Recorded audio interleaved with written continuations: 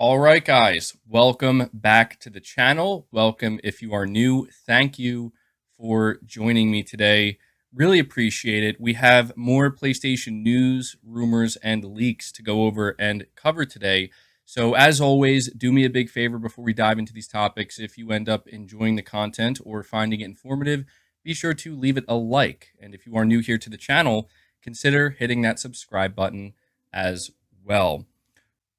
But we are going to dive into the first topic here, which talks about Ubisoft's new first person shooter that apparently might end up being a Call of Duty competitor. Okay, we talked about this a little bit on the podcast, but I wanted to give it its own topic here. This is coming from VGC, and they say Ubisoft has kicked off a closed beta test for its upcoming free to play FPS Xdefiant. It's available on PS5, Xbox Series, and PC, and the cross-play test is running until April 23rd, and players can register for a chance to take part.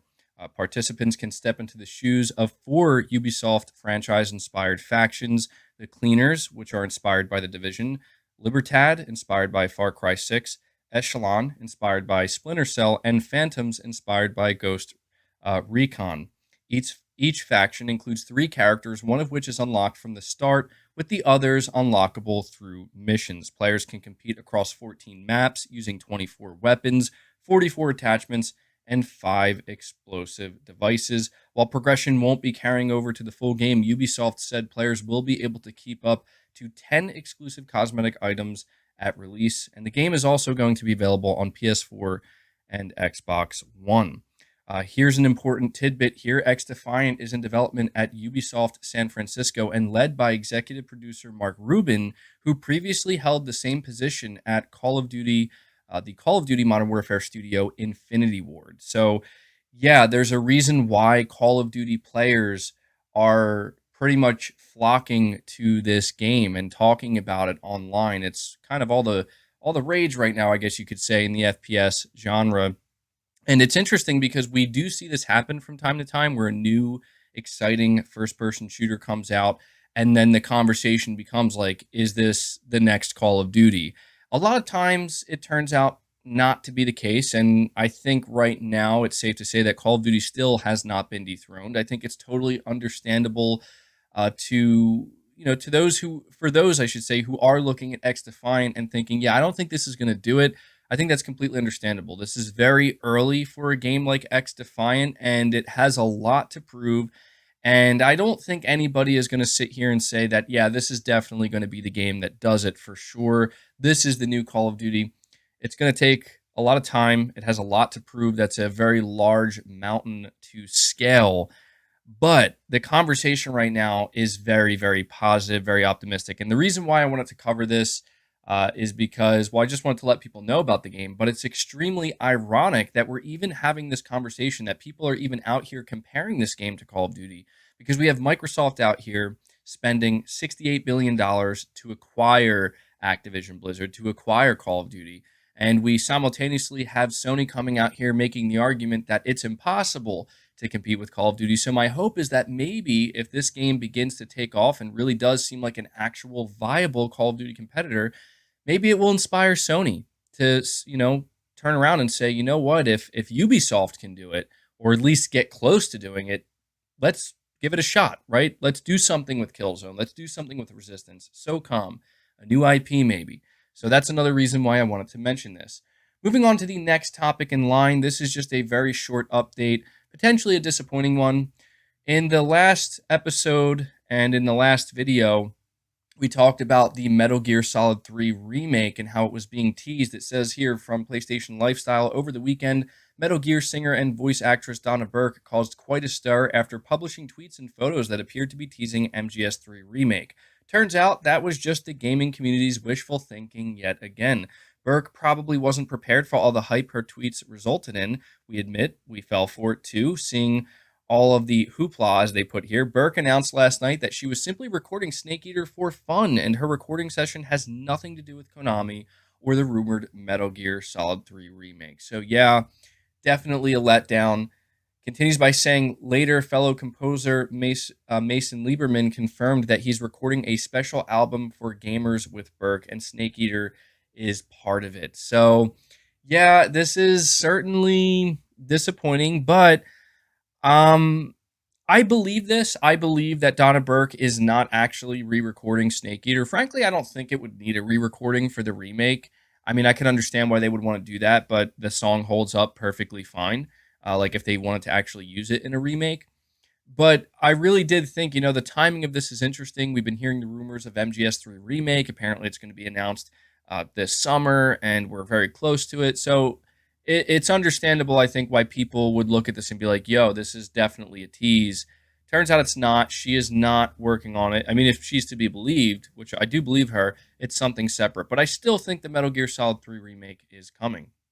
Next up, we're talking a little bit about Hogwarts Legacy. This game has shattered all expectations. This is being reported on by Push Square. They say, considering the gargantuan weight of the IP in question, predicting Hogwarts Legacy would be a massive hit was always going to be a safe bet.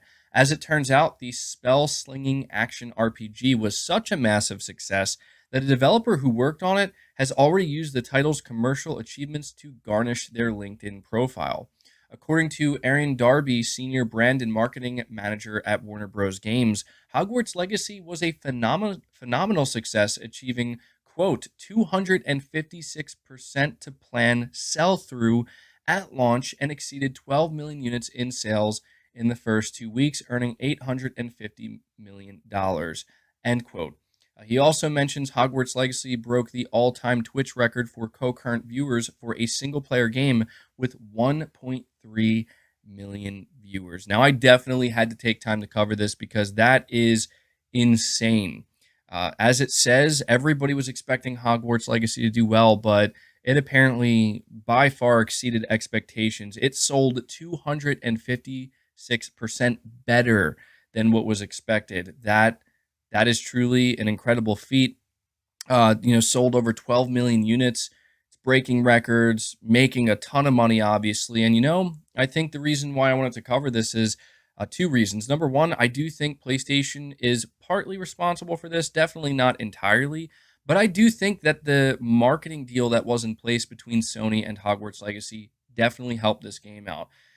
We saw at the 2020 Future of Gaming PS5 showcase. I think that did a lot for this game. It got its own state of play.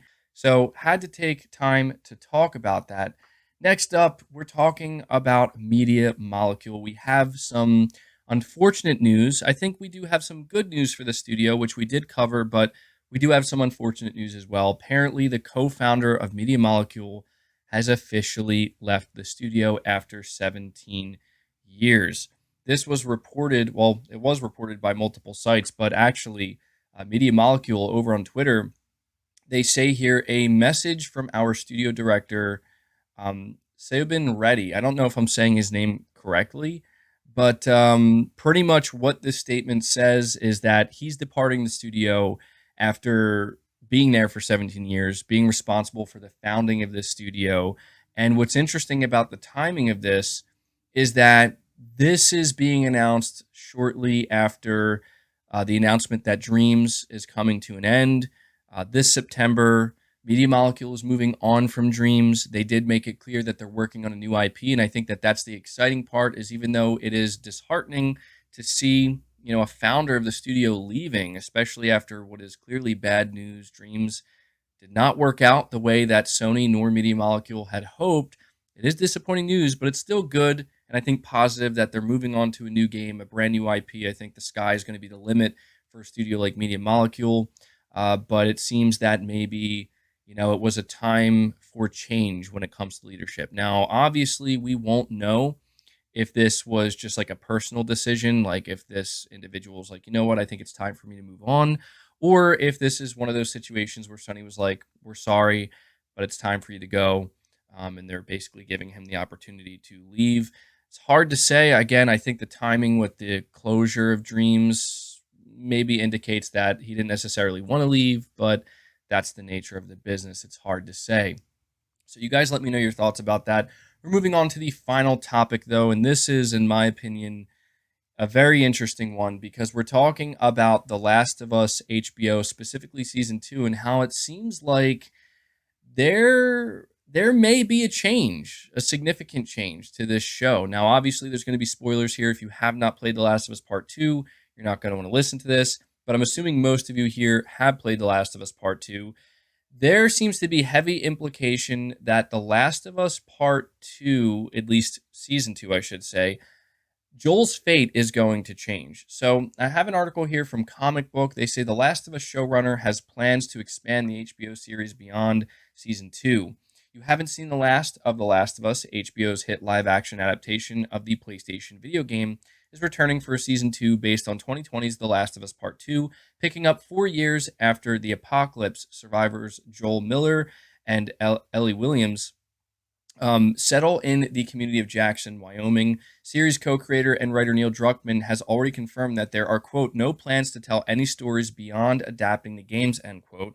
But co-creator and showrunner Craig Mazin says HBO's The Last of Us will not end after the second season. There is quite a bit of story to tell in adapting The Last of Us Part 2, Mazin said during the National Association of Broadcasters show in Las Vegas. Our plan is to do it not just for one more season. We should be around for a while. So we're getting another confirmation, a reaffirmation, I should say, that, yeah, Last of Us Part 2 is not going to just be covered in one season. It's going to be multiple seasons. But where things get even more interesting is I have another article here that comes from comingsoon.net.